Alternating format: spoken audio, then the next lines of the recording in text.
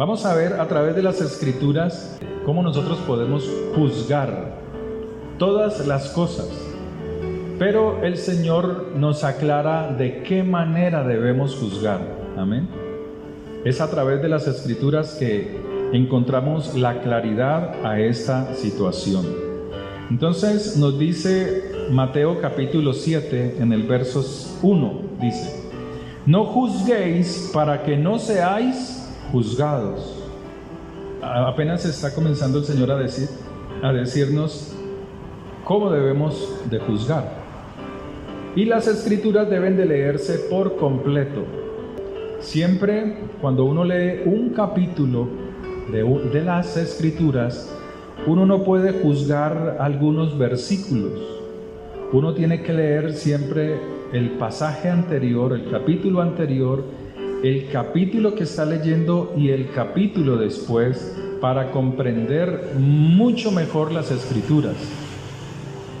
Entonces él dice: no juzguéis para que no seáis juzgados, porque con el juicio con que juzgáis, seréis juzgados, y con la medida con que medís os será medido. Entonces él comienza a aclarar cómo debe de ser el juicio, y luego sigue: ¿y por qué miras la paja que está en el ojo de tu hermano, y no echas de ver la viga que está en tu propio ojo?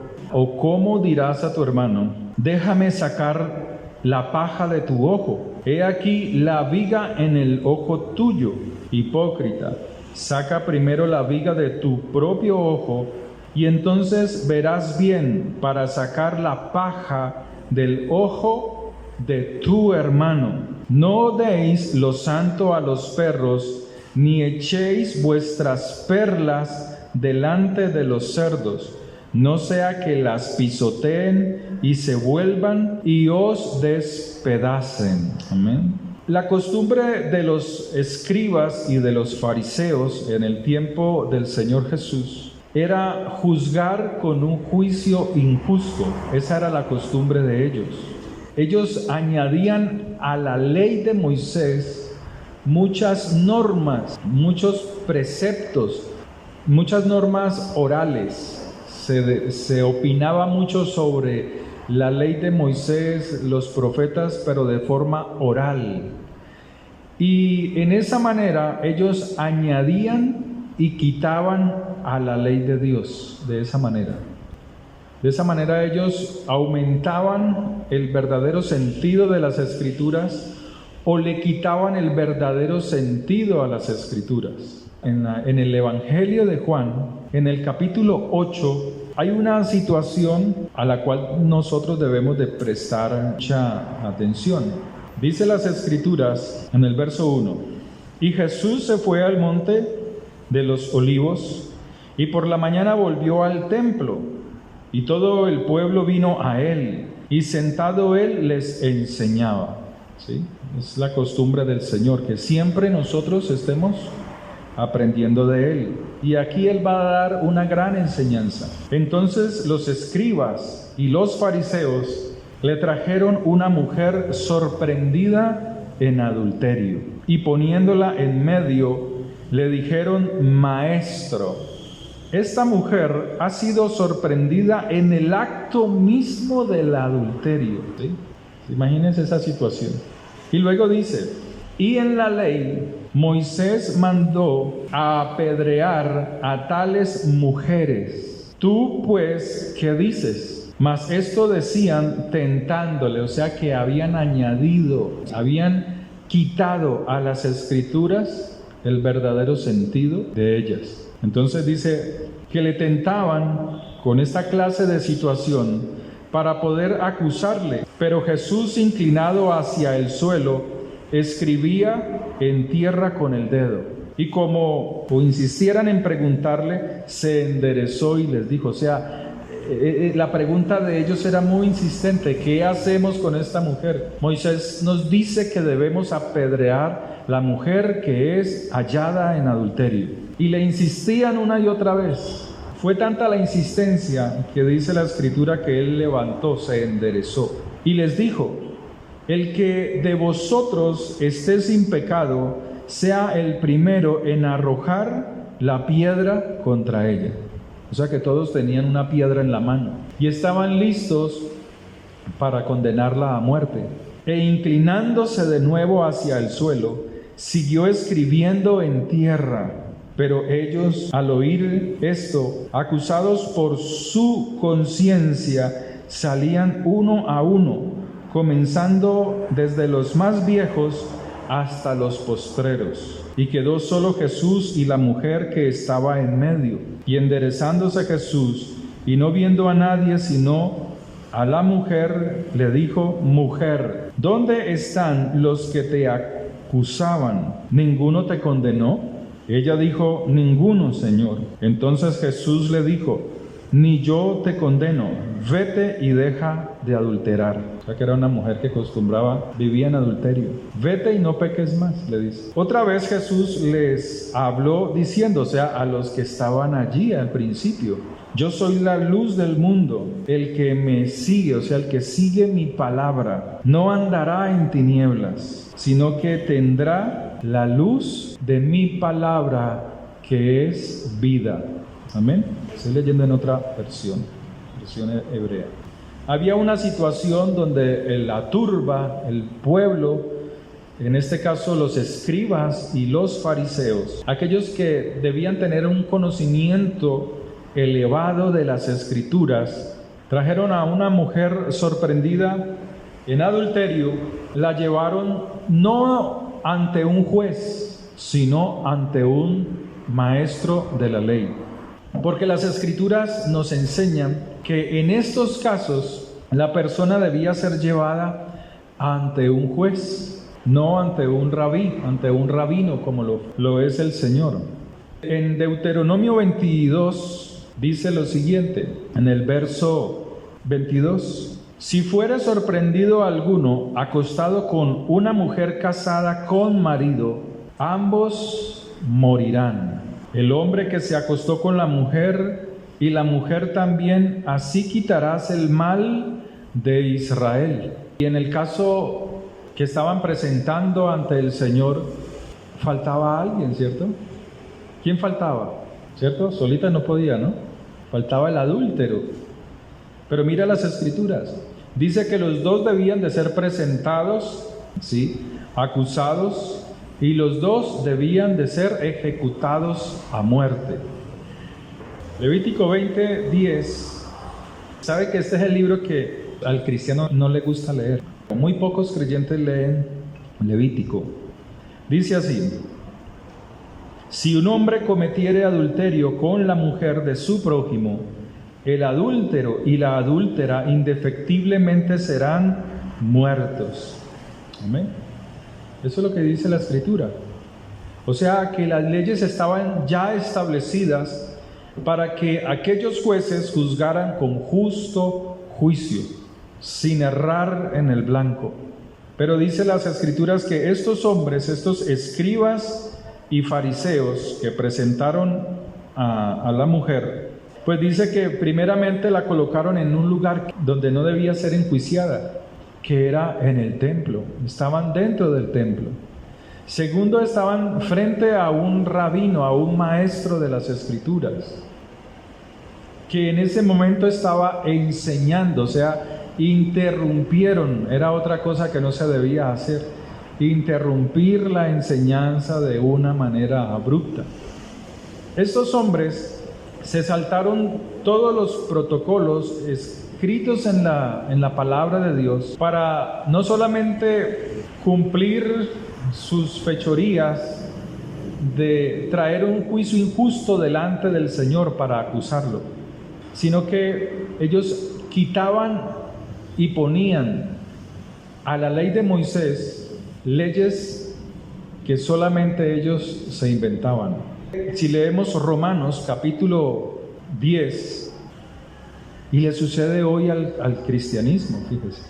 En Romanos 10 nos dice la Escritura en el verso 4: Porque el fin de la ley es Cristo, para justicia a todo aquel que cree. Si usted lo lee de esta manera, como está allí, usted podría decir, como dicen poco o muchos creyentes, que la ley de Moisés fue abolida porque Cristo vino. Pero al escudriñar profundamente las Escrituras o con más decisión, en el hebreo dicen, porque el propósito de la Torá, o sea, de la ley de Moisés, es Yahshua, es Cristo. O sea, el propósito de escudriñar las Escrituras es llegar ¿a dónde? ¿A dónde? Al Mesías. Ese es el propósito de la ley de Dios, para que en Él nosotros seamos fortalecidos y así ir cumpliendo la palabra de Dios, ir acomodando nuestra vida a la palabra de Dios. Ahora, hay situaciones o hay leyes en las Escrituras que no se pueden cumplir por muchas razones, porque no hay un templo, diferentes situaciones que impiden que todas las leyes que están en la palabra de Dios se cumplan. Pero lo que Dios quiere es que en aquellas leyes que sabemos que podemos cumplir, por ejemplo, no podemos hacer sacrificios de sangre, matar un cordero. ¿Por qué no se puede matar un cordero? Porque Yahshua ya vino, Jesús ya vino, y Él es el verdadero cordero. Porque muchos judíos dicen, es que no hay sacrificios porque no hay templo. Así haya templo, no debería de haber sacrificios de animales, porque el verdadero cordero ya vino y habitó en nosotros y habita en nosotros. Entonces, el propósito de la ley, en el hebreo, Torah es ley, ¿sí? No se asuste cuando diga Torah, porque sencillamente la palabra Torah es los 5 primeros libros de la Biblia, y ella es la ley de amor que Dios nos ha dado a nosotros, para que nosotros, escudriñando su palabra, podamos caminar en ella. Amén. Entonces Él dice, volviendo a Juan capítulo 8, nos dice la Escritura que estos hombres estaban incumpliendo la ley de Dios, las normas de Dios. Primeramente, porque los jueces siempre se encontraban en la puerta de la ciudad. ¿Se acuerdan de Lot? Lot, ¿dónde se encontraba? ¿Dónde era su costumbre estar? En la puerta de Sodoma y de Gomorra. Él era un juez, él era como un juez. Cuando él predicó a sus yernos acerca del juicio, los mismos yernos le dijeron, ¿ahora tú te levantas como juez de nosotros? Y la carta de Pedro habla del justo Lot, que estaba abrumado de la injusticia y de la perversión que había en Sodoma y Gomorra, y afligía su alma cada día delante del Señor. O sea, oraba a Dios por causa de la perversión sexual que había desde el más pequeño hasta el más grande. ¿Sí? Entonces los jueces se encontraban en la puerta de la ciudad, y era allí donde estos hombres debían ir. Dice la Escritura que estos hombres se presentaron sin el otro culpable, sin el adúltero, solamente estaba la mujer.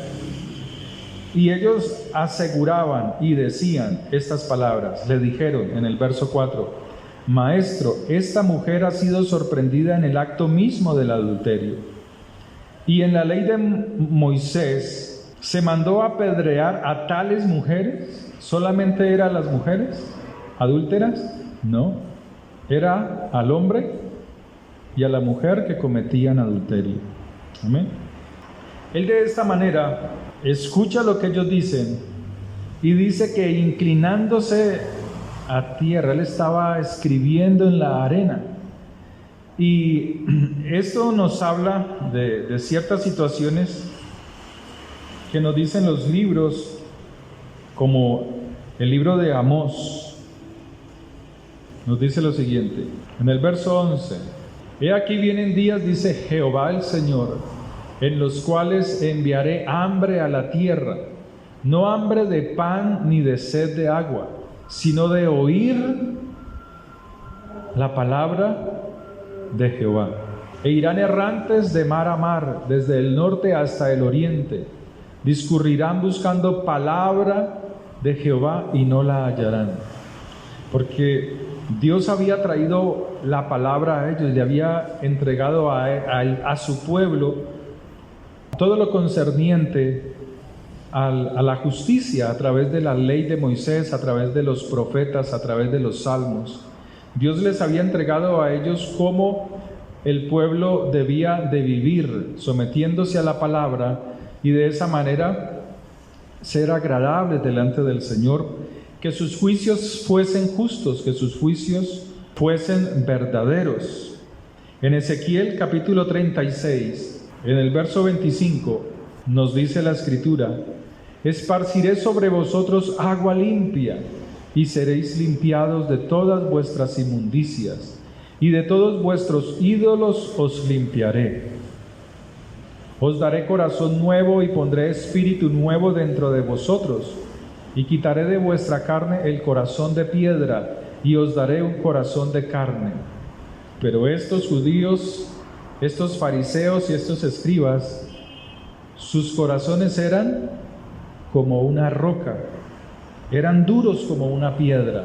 Y ellos, en vez de estar sentados escuchando las enseñanzas que él estaba dando en el templo, por lo contrario, venían con un caso de adulterio a tentar al Señor para acusarle.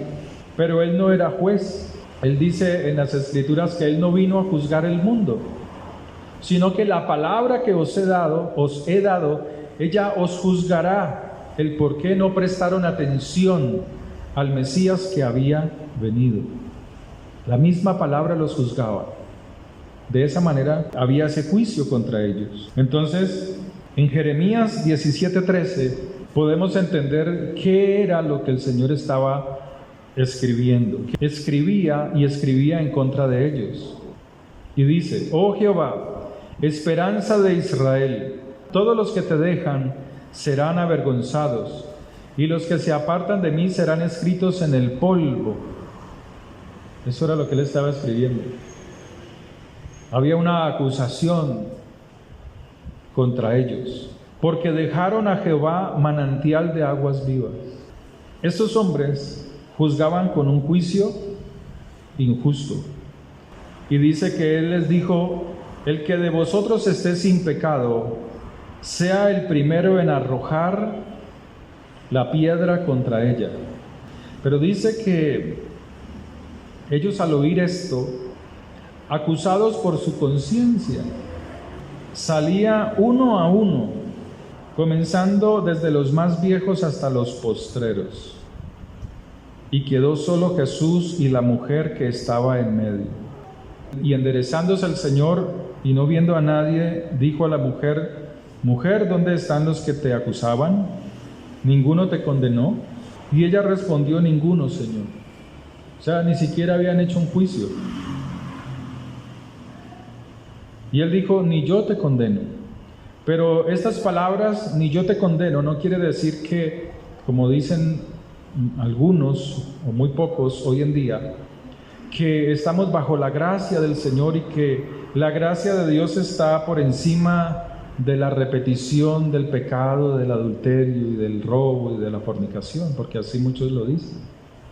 Muchos que predican acerca de la gracia de Dios, pues solamente lo hacen porque tienen un evangelio muy liviano, sin peso, sin conocimiento de las Escrituras. Y por esa causa, pues muchos no siguen como deben de seguir al Señor. Entonces usted encontrará en el transcurso de la vida, si ya lo ha visto, creyentes cristianos que todavía consumen marihuana, cristianos que todavía viven en adulterio, cristianos que les encanta el alcohol, la cervecita, el cigarrillo. Cristianos que todavía en sus bocas está palabras soeces, palabras vulgares. y todo lo que hacen lo hacen es solamente hasta embriagarse, o sea, se toman hasta perder el sentido. El Señor le habla a esta mujer: ni yo te condeno, pero no lo deja ahí, sino que le da una advertencia: vete y no sigas en tu adulterio, vete y no peques más. Y volviéndose a los otros que estaban allí, le dijo: yo soy la luz del mundo. ¿Y qué es la luz? Su palabra es luz. Amén. Y el que sigue su palabra no andará en tinieblas.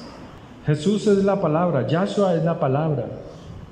Y cuando Él vino al mundo, no quiere decir que fijemos nuestros ojos solamente en algo físico o en algo mental de Él. Yo sigo a Jesús, no. Cuando tú lo sigues, sigues la palabra, porque Él es la palabra. Y caminas en la palabra de Dios. Entonces, estos hombres habían traído un juicio injusto por desconocimiento a las Escrituras. Quiero que vuelva a Mateo capítulo 7. Él nos dice que nuestro juicio sea justo. No juzguéis para que no seáis juzgados, porque con el juicio con que juzgáis seréis juzgados. O sea, con la manera injusta que yo hago juicio, también soy juzgado. O sea, que me mire a mí mismo, que me examine antes de hacer juicios contra otro, es lo que está diciendo. Él no está diciendo que no juzgues, porque hay que juzgar las cosas que están en contra de la vida, en contra de las Escrituras. La palabra es vida, yo soy la vida, dice el Señor. Entonces Él dice que con la medida con que medimos seremos medidos. O sea, si mi medida es injusta, también yo seré medido injustamente. ¿Y por qué miras la paja que está en el ojo de tu hermano? O sea, ¿por qué miras el pequeño error que comete el hermano y no echas, o sea, no te preocupas por autoexaminarte, por mirarte a ti mismo, que tienes una viga en tu ojo, ¿cierto? Se la pongo de otra manera. ¿Y por qué miras el polvillo que está en el ojo de tu hermano? Y más bien no te preocupas por quitar el ladrillo que tienes en tu ojo. Tú lo quitas, puedes ver mejor el polvillo que tiene el ojo de tu hermano. Entonces él lo que está diciendo, el Señor lo que dice es: juzgar con justo juicio requiere de nosotros diligencia para autoexaminarnos primeramente y saber que nosotros hemos cometido el mismo error. No que no juzguemos, sino que lo que dice es que yo ya me haya salido de esa equivocación. Estos hombres no pudieron apedrearla, porque todos ellos eran unos adúlteros, como es la costumbre judía, que por cualquier cosa se divorciaban de sus esposas, de sus mujeres. Tanto así que el Señor les da una aclaración acerca del divorcio, porque ellos por cualquier cosa, que porque no les sirvió la sopa caliente, entonces se divorciaban. Que porque una media se la lavó y la otra no se la lavó, entonces se divorciaban. Por cualquier tontería. Y Él dice: no, a no ser por causa de fornicación, a no ser por causa de adulterio. ¿Sí? Pero Él les dice que por la dureza de corazón fue que Moisés les dio la ley del divorcio, o sea, porque no eran capaces de perdonar esas situaciones, o sea, que era un pueblo duro. Entonces el Señor, volviendo a Mateo 7, dice: ¿cómo vas a juzgar tú algo pequeño cuando tu error es mucho más grande? Primero quita tu error, primero corrige tus pasos para que puedas juzgar con justo juicio, ¿sí? Para que puedas ver el error del otro. Y a eso es lo que el Señor le dice: hipócritas. O sea, usan una fachada de bondad.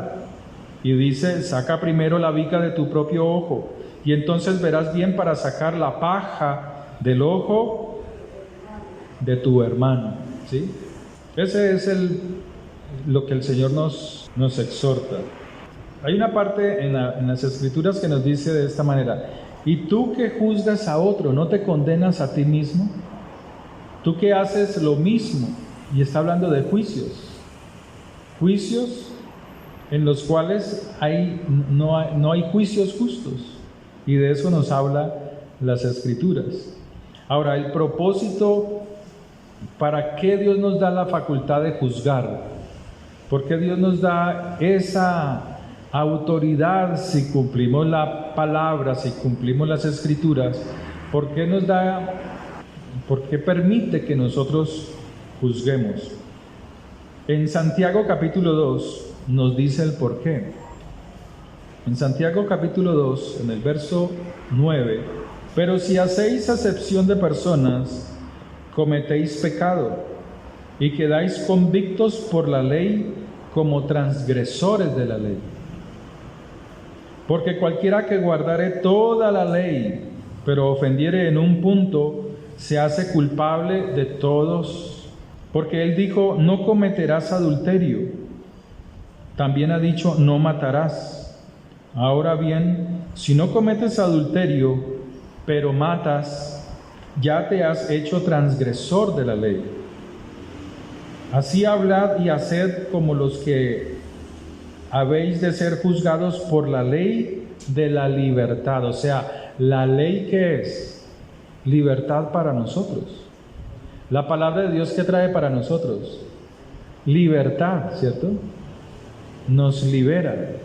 Amén.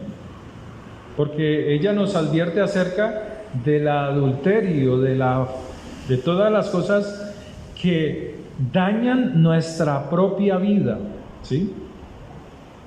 Porque juicio sin misericordia se hará con aquel que no hiciere misericordia, y la misericordia triunfa sobre el juicio.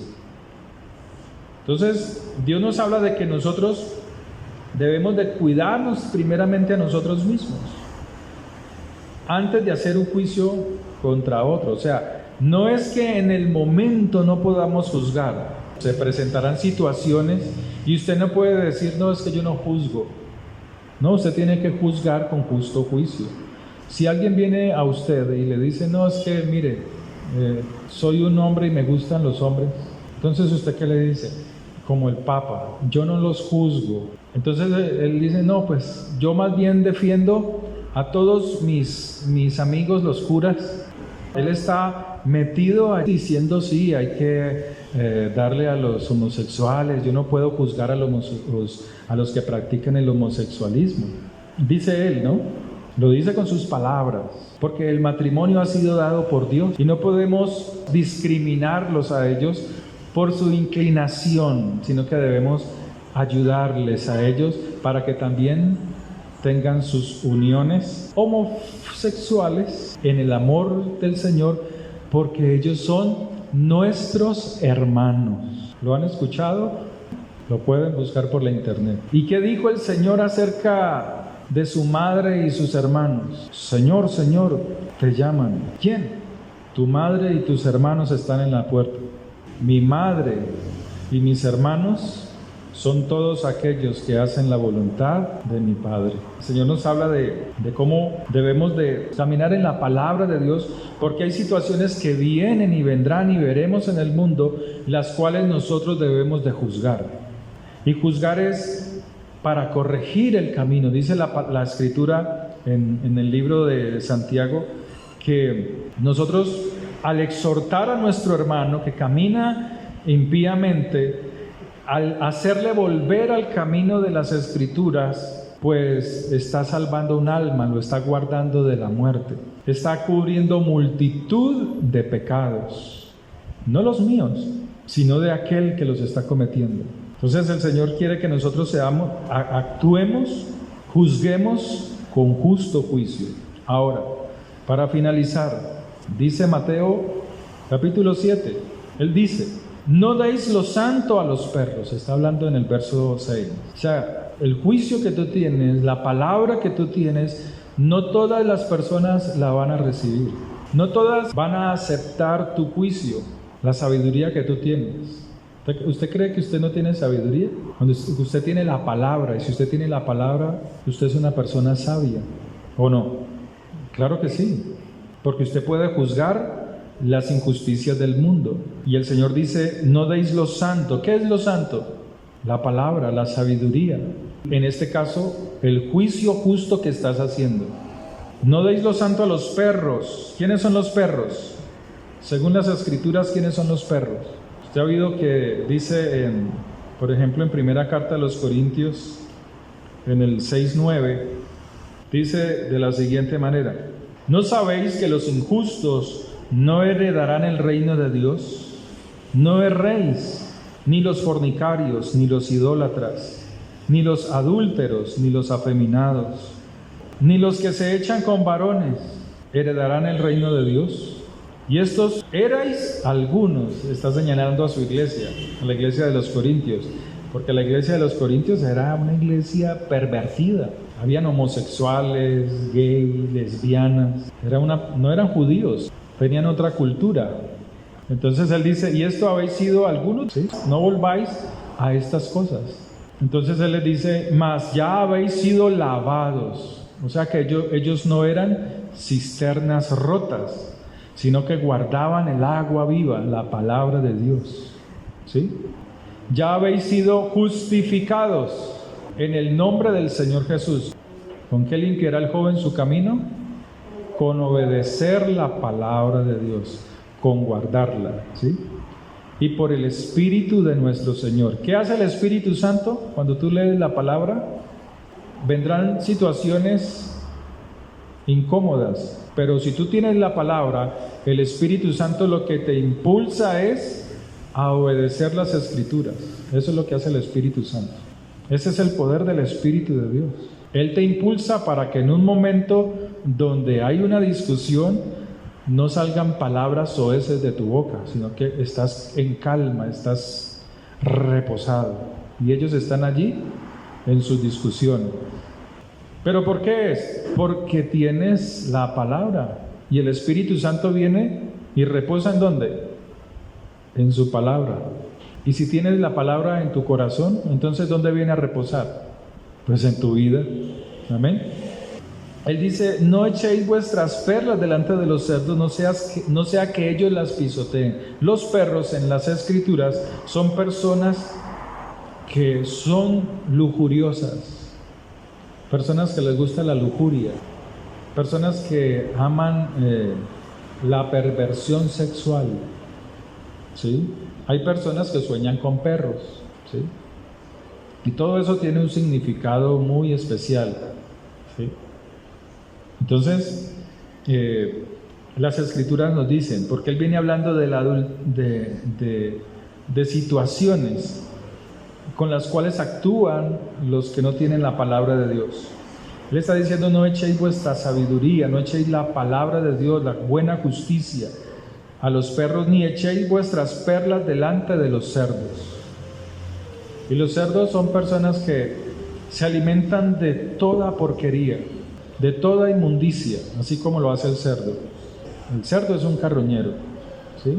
No piensa que él come maíz solamente. El cerdo es un animal carroñero. Entonces, así hay personas que son carroñeras, se alimentan de cuanta cosa espiritual está sucia, ¿sí? Películas inmundas, sexo, de terror, toda inmundicia.